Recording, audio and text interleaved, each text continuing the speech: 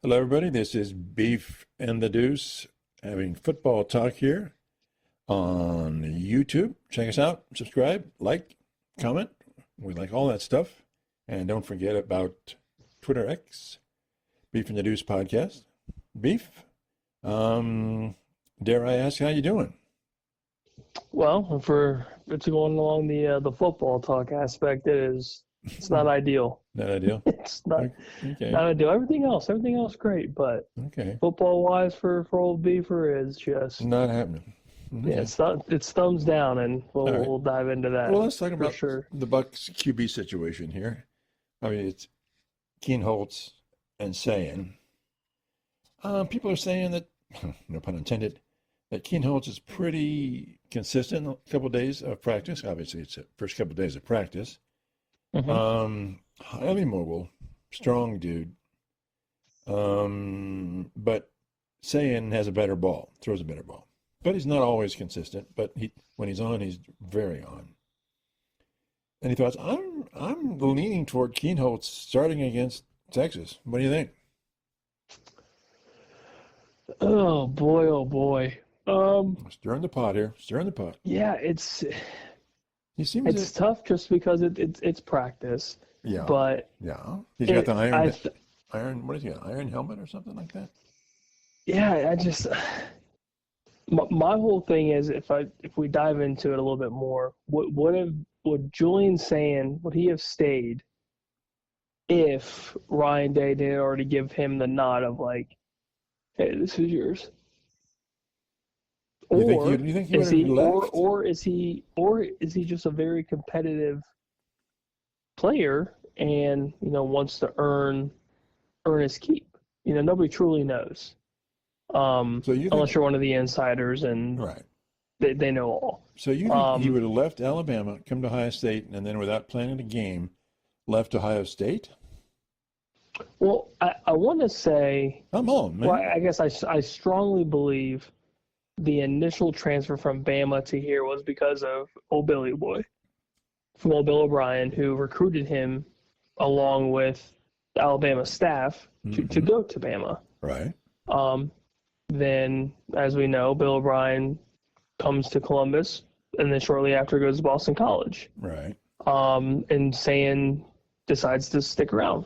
So I don't know if that has anything to do with the whole transfer portion, or if it was Ryan Day in the program. But needless to say, in this crazy college football world that we live in currently, I would assume he's making big bucks. NIL. Yeah, he's probably making good money, and that would be enough to have a lot of people stick around. Yeah. But I find it hard to believe that there wasn't some sort of head nod, sort of like, hey, like you have a great shot of winning this starting gig. Something along the lines of where it was not promised, because nothing's ever promised, but it was a strong belief that, it was Sayin's job. Especially just with, again, the whole transfer portal. You've got universities throwing stupid money at some of these players to come over. But then again, maybe it's more old school, and it's, Sayin wanted to stick around, have a quarterback battle, and see what's up. Nobody truly knows. But like you mentioned with Keen Holtz, there's a lot of quality traits and skills that he has. He's like a Will Howard. Yeah, he fits kind of the mold of what the quarterbacks have traditionally been.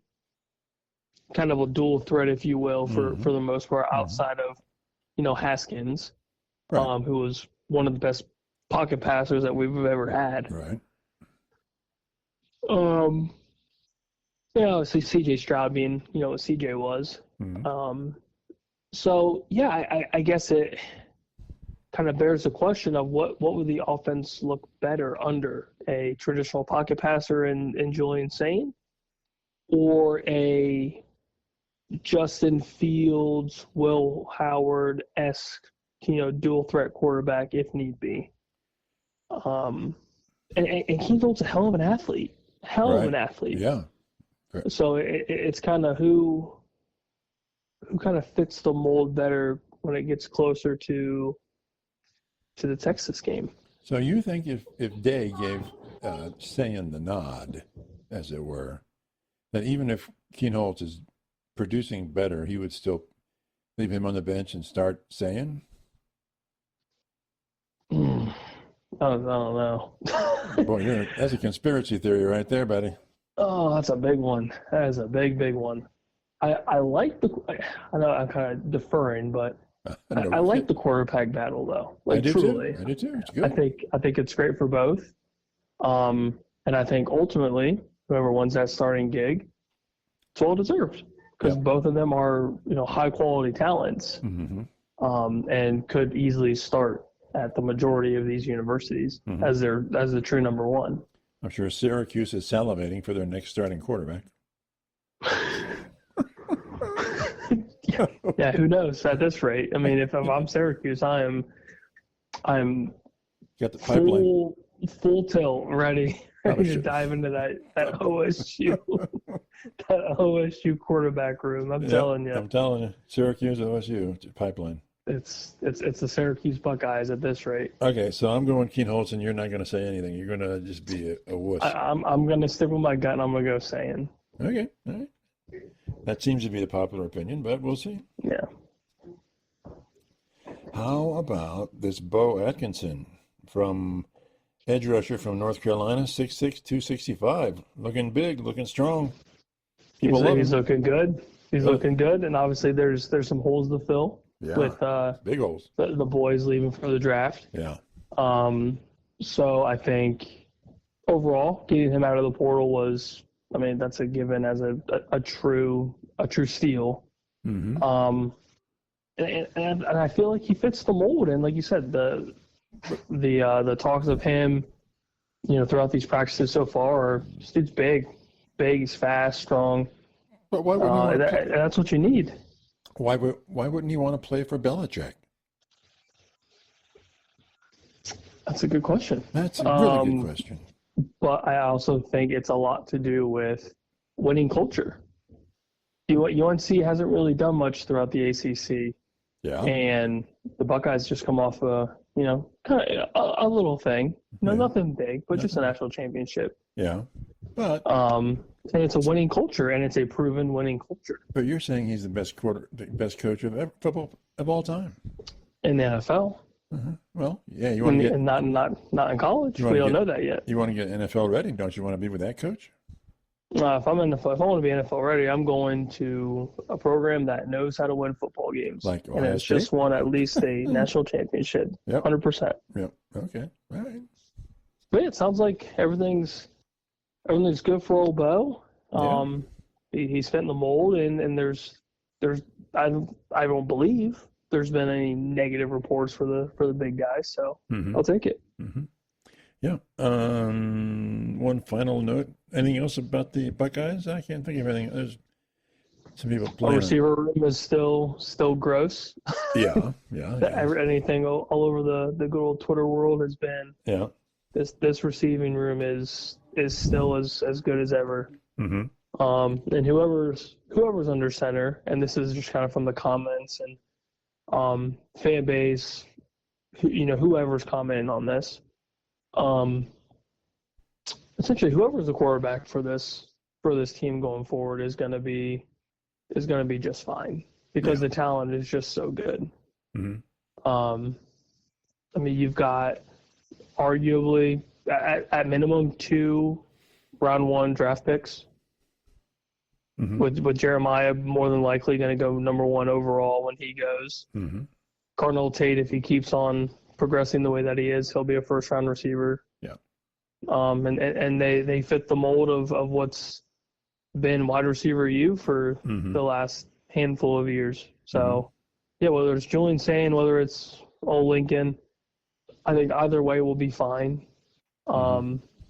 It just, like I said, goes back to what do you want the offense to look like at the end of the day? Do you want pass heavy, or do you want a little bit pass, a little bit of run, a little bit of, QB sneak, basically like a Will Howard? And then look what that did for us. Yeah. Yep. And the UFL is going to relocate one of their teams to Columbus for the 2026 season. That's kind of fun. It'll be in what they call the historic Crew Stadium. Mm-hmm. So that's be fun. Yeah, it'll be kind of cool to see some NFL. I wouldn't say NFL needy, but the possibility of maybe being a pro one day, depending on how it all works out of the tenure. And then at the same time, it's still football in the off season. Yeah. So you got Buckeye football, fall, winter, hopefully late winter. Then you've got a massive block of time before the start of the NFL season. So it kind of fills that void of, if you're football hungry like I am, it gives me something to watch. It gives me a team to cheer for, even if I'm not the biggest fan of the UFL. But it's also, it's great for the city. Right. And it hopefully will grow the UFL brand, because again, Columbus is not a very small city. Nope. It's a very popular city, and it's known for its football. So yep. I think it's a good move. And like you said, it's going to be in the historic Crew Stadium. What better spot? It's right off of one of the busier interstates, if I say so myself. One of the most hated interstates, I might add. But yeah, it's smack dab right there in the middle of the city. What else could you ask for? Yeah. Very cool. So let me ask you where Terry McLaurin's going to go. Okay. Where's Terry McLaurin going to go? Is he going to get the trade? Is he out? So previously we mentioned the Commanders, top three right? teams that would be the best fit for him. I still think he stays around with the Commanders. I think he gets paid. Okay. But for some reason the trend has been request a trade, then you get paid. Right. Which is, I don't blame the guy, truly. You don't mess with people's money at the end of the day. And especially if you're producing the way that he has his entire career, he's got the entire argument on his side. Right. I have done this for you with shit talent under center. Right. You now have provided me a very good dual threat quarterback in Jane Daniels after year one. And look what I did. I put up better numbers. Right. It's super weird. You give me better talent, I put up better numbers because the ball is actually getting to me. I don't have to do a front flip, back flip, cartwheel to get the ball in my hands. Like this, Daniels is just slinging it. Right. Therefore, the team as a whole is better. McLaurin's going to be better. Deebo Samuel coming in is going to be a solid addition. So yeah, if the team itself isn't broke, you don't need to fix anything. Keep it the way it is. You guys made it to the NFC Championship game. Well, stop messing around. I don't understand why it's happening. Yeah, why is Washington holding out then? I think that the front office believes they're smarter than what they really are, and that these players will just take the money that's offered to them. That's not the case anymore. The world. I think that the money world that is, with these contracts and kind of what they. I shouldn't say what they can and can't do, because it's kind of always been this way. But I think the players now are not afraid to go elsewhere because they know they're going to get paid. And I think with Terry McLaurin, this is probably going to be his last extension before he hits the decline. He's in his 30s. And he knows his value. He knows his worth. But are they even talking to him? I don't know. I hope so. For the Commander's sake and the fan base, I hope they're talking. Last time I checked, there weren't even. As of right now, they haven't. He's due to make $15 million this coming season, but the market for that position at the top is about $30 million right now. Yep. And to be fair, he deserves, I mean, anywhere in that 20 to 25 mil. Look at what he's done. Mm-hmm. And I think that's the issue, is the evaluations between front office and McLaurin they're just off. And that whole aspect doesn't really make sense to me, because if you don't produce, then yeah, you have no argument, and I think you kind of get the hint of, what you're going to get. Mm-hmm. But if you look around the market now, I mean, he's not going to get Jamar Chase money. He's not going to get Justin Jefferson money. CeeDee Lamb, like, you're not getting that money. Yeah. But you get more money. You could get, top 10 money. Yeah.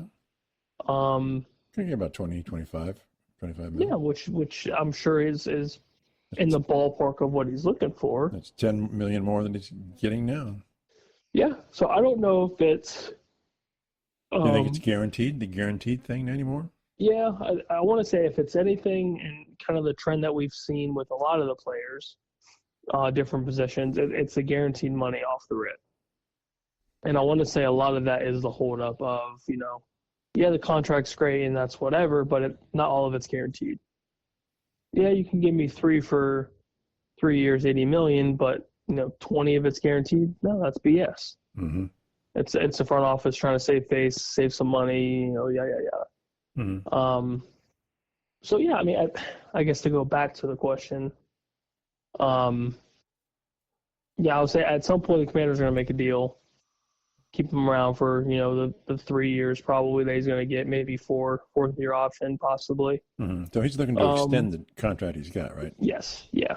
It seems like a lot of like the Micha Parsons, for example, like with his rookie deal, a lot of the rookie deal personnel, they're wanting to extend prior to the end of the last year contract. So they're not going into the offseason with essentially nothing. Right. So which I understand. Like, you want to have at least 4+ years, maybe 5 to one, figure out if you're going to stick around in the city or not. And then 2, if you're not, like, well, I need my agent and we need to go find somewhere to go. Right. So I get that. But yeah, I think Scary Terry sticks around. I think they'd be dumb to let him go. So what about, I guess, is James Cook, the running back from the Bills, is doing the same thing here? What's going on there? Geez, it's been like that all off season. Oh, really? I don't know why they're messing with him either. I mean, he's a double-digit touchdown machine. Yeah. I get they have Ray Davis in the backfield I think he's his second year, who ran pretty well, more of a physical runner. So it's not like they don't have running back help. But James Cook is such a dual-threat running back that I get the initial asking price for him was a little asinine. It's in the ballpark of like 15 mil, 20 mil a season, which is that is Saquon Barkley money, Derrick Henry money. Like, you're not getting that money. Yeah. You're absolutely not getting that. So I think that kind of threw the Bills for a loop and maybe kind of pushed them away a little bit. But I think eventually a deal will get done with him. It's just going to be, I would say maybe 10 to 12 mil a season. Because, I mean, the running back market outside of McCaffrey, Derrick Henry, Saquon Barkley, there's really not much money out there for that position. Right. Now maybe it'll be a little bit different when like Jahmyr Gibbs comes off of his rookie contract with the Lions. He'll probably get, some decent money since he's, a pretty big up and coming running back. Right. Bijan Robinson, when that time comes, he'll probably get, some good money.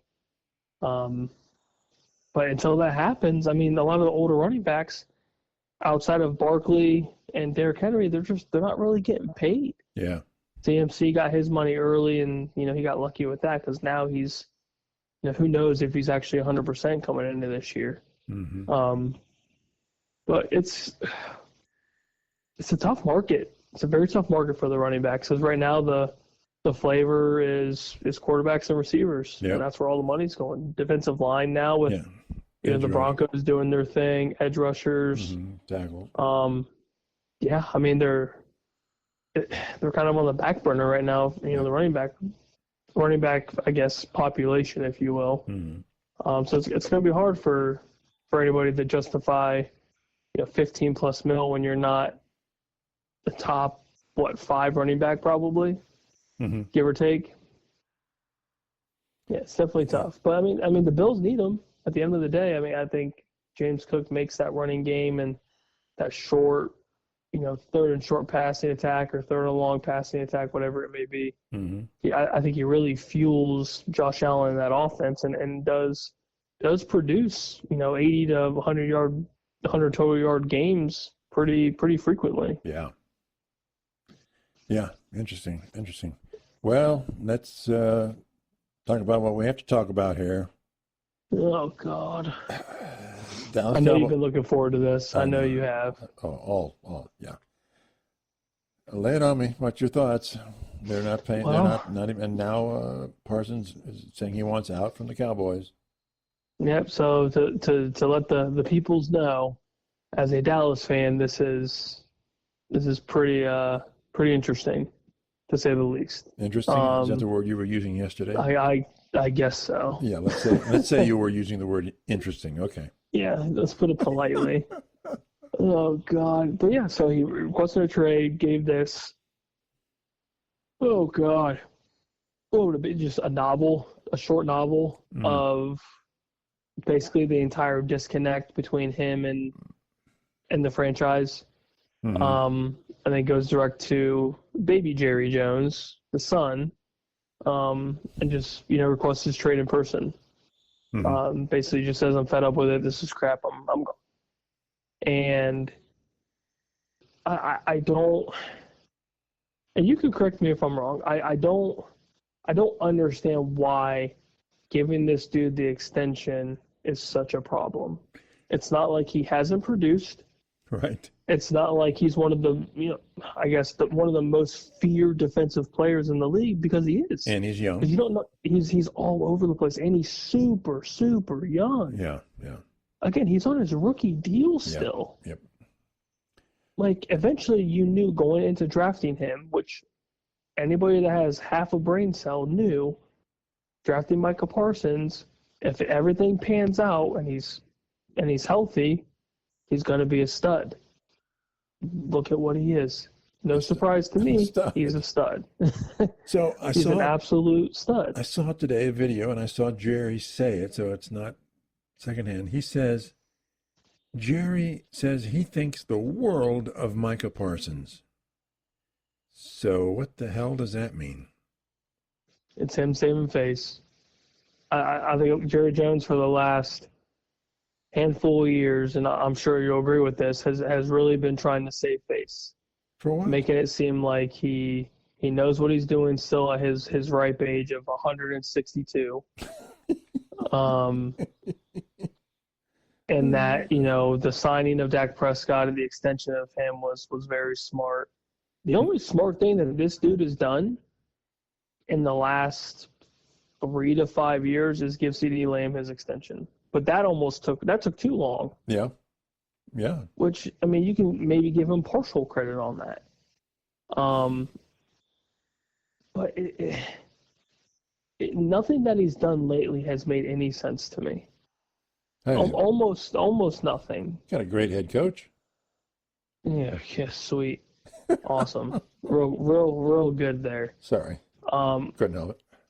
But and if Schottenheimer does end up panning out, then yeah. That's of course, if he does well, great. he does well, yeah.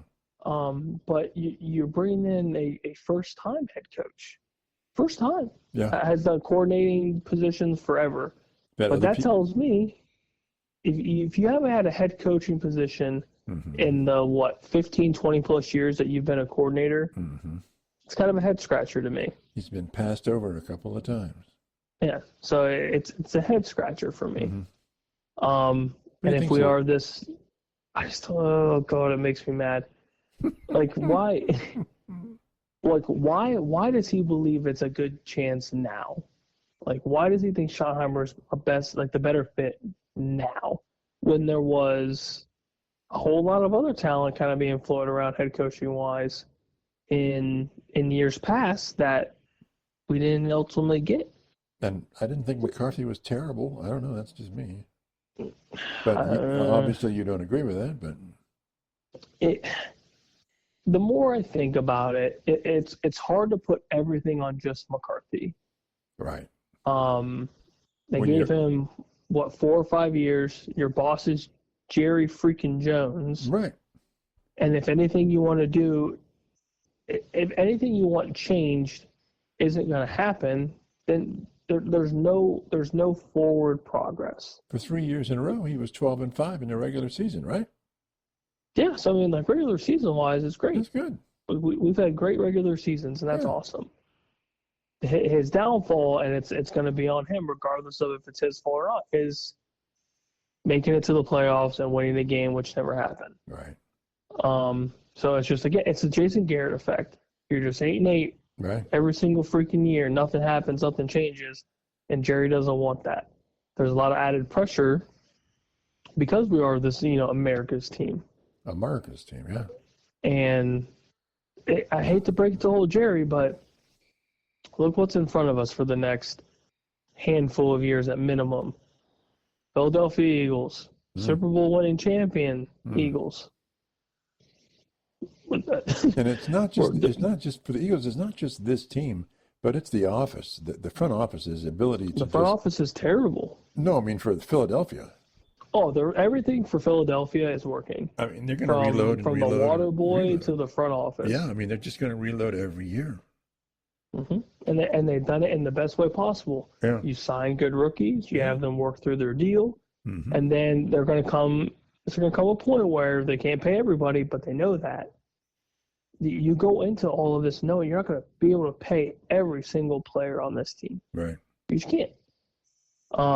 But they're almost just loading up every single year and just have like that next guy, next best man, and they're just filling it in, filling it in. Yeah.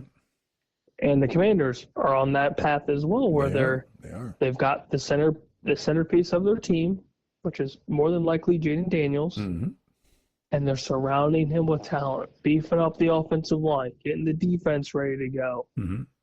Dan Quinn being, in my opinion, a great head coach. Again, could have been a Dallas Cowboy head coach, but no, we don't want him. We want Schottenheimer.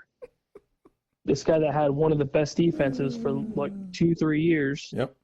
As a DC, no, we don't want him, man. You can go to Washington. That's fine. Yep. Like, give me a freaking break, dude. But yeah, at the end of the day, Jerry can't let go. The problem is Jerry. Always has been. Okay. And it is taking a toll on you, the fan base, me personally. But now it's taking a toll on your premier players. CeeDee Lamb's fed up with it. You know damn well Dak Prescott's keeping his mouth shut, but he's pissed off. Gotta be. And Micha Parsons has finally just blatantly said, whatever this disconnect is, I'm not about it. But Jerry says it's just a negotiating ploy. That's all this is from Mike. I'm sure it is, Mr. Jerry Jones. I'm sure. He wouldn't lie, would he? Yeah, of course not. He knows what he's doing. He does. But the thing, it should never get to that point. It should never get to the point where your players are writing short novels on the lack of communication, the disconnect. There should never be a disconnect between your star player on defense, one of your premier players on your entire squad, and the front office. There never should be.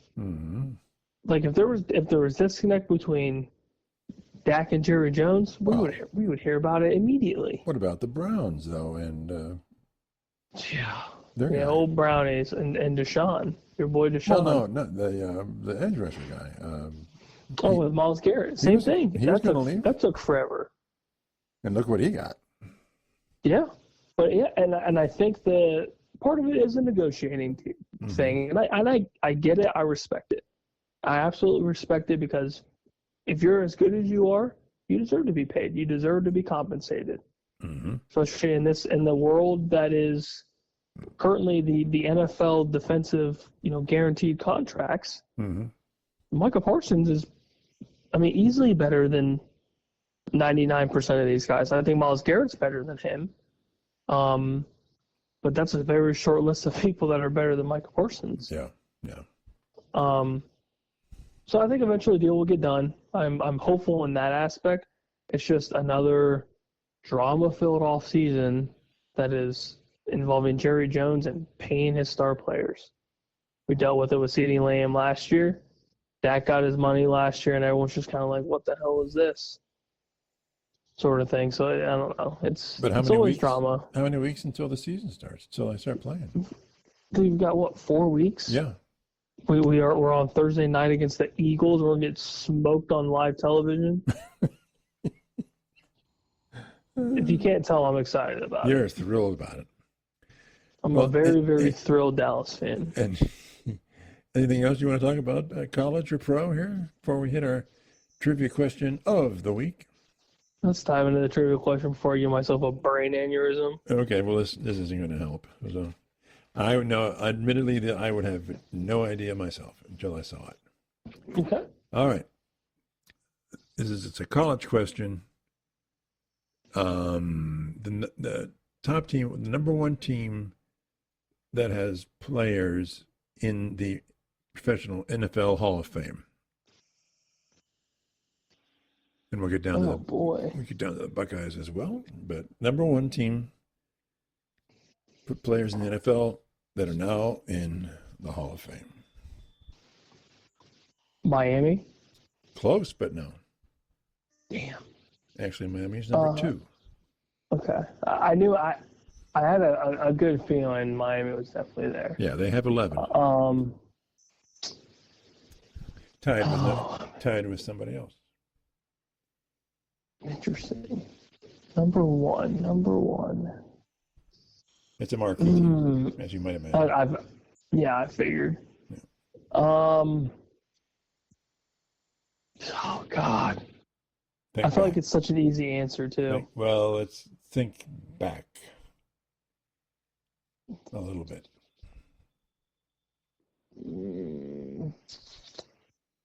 I don't know why I want to. I don't know why I want to say Tennessee. No. I don't know why that's just like in my head. Okay, I don't know either, but it's not. Not even close. Yeah, that sounds stupid. I'm trying to think. Marquee team. Used to be a very dominant team. Oh gosh. What conference?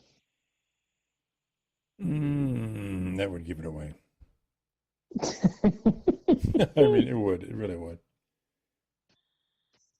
Although, yeah, it would give it away. God, I think you're gonna stump me. It's in the Big Ten, or they're now in the Big Ten or in the SEC. I'm trying to think here. Let's see. Big Ten or let me think here. Oh, is Notre Dame? They're tied for second with Miami at 11. Okay. Think Notre Dame. I'm trying to think like early 2000s, maybe like USC. Bingo, 14.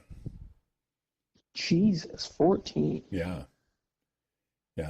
Interesting. In number 4, since we have there's tied for 2, we got a number 4 at 10. This I would never have gotten. Pittsburgh. Really? Yeah. Like, what? Okay. Really? Yeah. Interesting. The home of Danny Marino.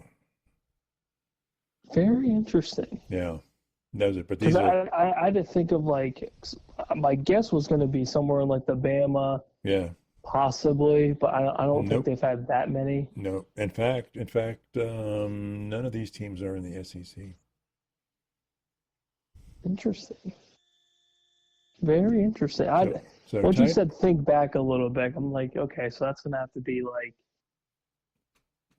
like prime, yeah. FBS, whatever, top 2 teams. Yeah. Interesting. And of course, when you said possibly Big Ten or like Big Ten or whatever, it's like, okay, interesting. Mm-hmm. Like that for some reason rang a bell. Not bad. We have 2 teams tied for 5 at 9 apiece. 2 teams with 9. I'm trying to think back a little bit for. I'm going to assume Buckeyes and Michigan have to be somewhere around the list. They are tied for 5. Number 9. Okay. At 9 each. Yeah. Okay. Let's say there's no way that they're not. So Yeah, here recently, oh, of course they're tied for 9. Of course they're tied. Yeah, why not, right? Yeah, and Penn State has like 6 or 7. So okay. Good okay. on them. Yeah. I was amazed how the SEC wasn't represented very well. Well, I feel like back in like you said, like 90s, 2000s, you had obviously the Buckeyes was sprinkled in a little bit, Michigan sprinkled in a little bit. Pittsburgh's still kind of crazy to me. Yeah, I think Marino was like their last. Tony Dorsett was one as well. Okay. I don't know when. I don't know if he was before or after Marino. Okay. Interesting. Not bad. No, not bad at all. I almost gave up. I almost gave up. I was like, I'm supposed to throw one last ditch over Tennessee. You got kidding me. Like, why were you thinking Tennessee? Peyton Manning popped up in my head, and I was like, oh yeah, maybe they're in a little something here. Right. That was literally it. Yeah. I was like, Peyton Manning, maybe. Yeah, I would have thought Alabama and. Yeah, like Georgia popped in my head, but I was like, they just got like recent success. Yeah, there's not. I mean, they've had good teams, but yeah, it's more within the last 5-6 years. So. And then LSU, I'm assuming here in the next 15, 20 years, Jefferson will be in there, Burrow will be in there. Yeah.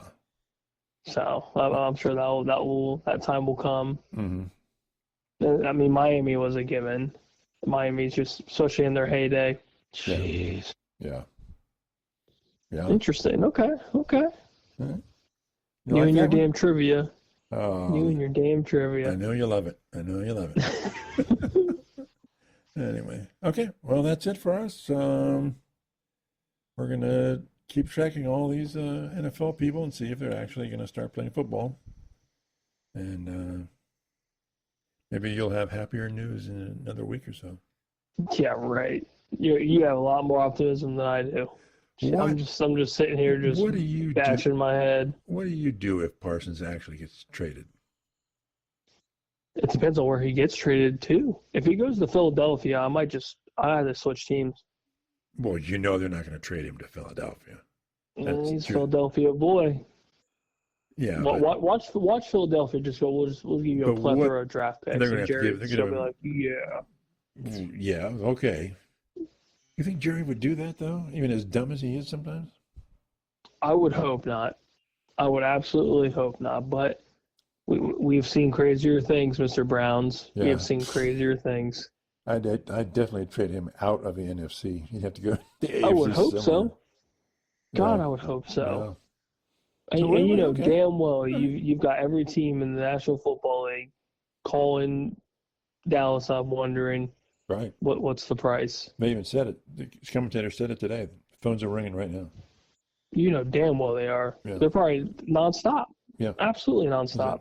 Even if they know it's just a ploy, they're going to still call them no matter what. Yeah, why not? They have to. I mean, it's like they have to. Commanders right now too with Scary Terry. The Browns are blowing up that phone. Yeah, absolutely blowing it up. It's crazy. It's just crazy. And if that is truly happening, which I'm almost certain it is, doesn't that ring a light bulb? Ding, ding, ding. Like, this dude's pretty good. We need to pay him. Yeah. Nah, whatever. Yeah. Stupid. It's just stupid. So let's say Terry goes to the Browns. What's your view of the Browns? I think it's pretty ideal for you guys. Well, yeah, but what do you think? I think it's great. Overall, I think it's great. Does it put him in playoff contention? Oh, no, you need a quarterback for that. Well, you guys need a starting quarterback first. All right. But I think it puts you guys on the right path. Because then you'll have a 1-2 punch, Jerry Jeudy, and if it is Scary Terry, if Cedric Tillman gets a little bit healthy, you got him. Your backfield should be relatively okay if Quinn Chong can get his shit together. Yeah. And then your defense has always been right there. Yeah, but okay. You just have some mishaps, Yeah. throughout the season. You can't spend 3/4 of a game on the field. That doesn't work. Then that doesn't benefit anybody. But yeah, I mean, it puts you guys in a decent spot. Nothing that's gonna say you guys are gonna be above 500. But whoever the quarterback ends up being at the end of the day, or at the end of training camp, you have somebody to throw to. It's not just Jerry Jeudy. It's Jerry Jeudy and Scary Terry and whoever's manning your backfield. Yeah. And hopefully it keeps your defense off the field for, longer than 2 minutes. Right. But anyway, it all goes back to the good old Browns curse of who's the quarterback. Who's it going to be? Yep. And how good are they going to be, or how just absolutely terrible they're going to be? Some commentators think they should put Pickens in, or Pickett, because he's younger and he could have upside. It's like Flacco, as much as I love him, he's Flacco, and we know what Flacco does. And he's the person you want on the bench to step in and save the day, but he's not going to be the long-term guy. So Kenny Pickett, people saying he could be the starter. I just think if you have two rookie quarterbacks, you got to go with one of them. You got to see what you have. Start a rookie? Screw it. What do you have to lose? Games. That's already a given. That's already a given. So they're not surprising anybody. Okay, no fooling you, huh?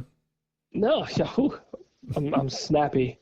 You're on your game tonight. Okay. But I would say, yeah, start one of the rookies. I am a firm believer in that. You drafted two for a reason. You didn't sign Kenny Pickett to be the savior of Cleveland. But numbers wise, and whoever's taking first team reps, it looks like Shadur's slinging it. He might not know anything, but he's got just raw talent. Yeah. He's got raw talent, and he's throwing a good ball. And I mean, all Stefanski needs is a mind that he can mold, and figure out things little by little. So you're not a Gabriel fan then? It looks like he's just been playing bad. Like practices, he's just been bad. Oh, really? Okay. Probably because he can't see over his offensive line. Wow. He's all of 5'4". It's 5'11". It's in midget. It's in midget ball, right? Yeah, he'll be a starter for the UFO Columbus whatevers here eventually. So, all right. At this rate, but yeah, I mean, as much as I hated the hype with Shadur and all that, like all that said and done, now you just gotta hope this guy can play. And it sounds like he can play. He just doesn't really know anything. So yeah, I would say go with the raw talent and see what you can do. Okay. All right. Well, we'll see how that plays out then. Okay. Well, that's it for us. Again, like us on the YouTube and check us out on Twitter. Bye.